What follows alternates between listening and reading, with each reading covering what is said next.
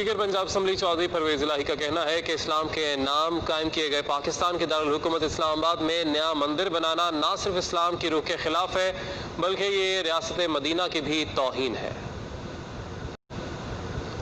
तो इस्लाम के नाम पर वजूद में आया था और इसके दारुल हुकूमत इस्लामाबाद में नया मंदिर बनाना न सिर्फ इस्लाम की रूह के खिलाफ है बल्कि ये रियासत मदीना की भी तौहीन है।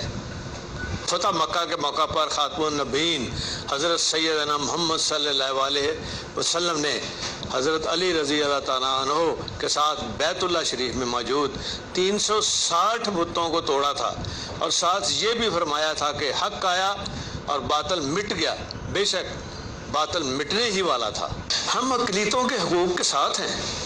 पहले से मौजूद जो मंदिर हैं उनकी मरम्मत की जानी चाहिए। हमने भी अपने दौर में कटास राज की मरम्मत कराई और बहाली का काम करवाया था और पहली दफ़ा अपने बजट में हर साल चर्चिज़ की रिपेयर के लिए भी हम पैसे रखते रहे।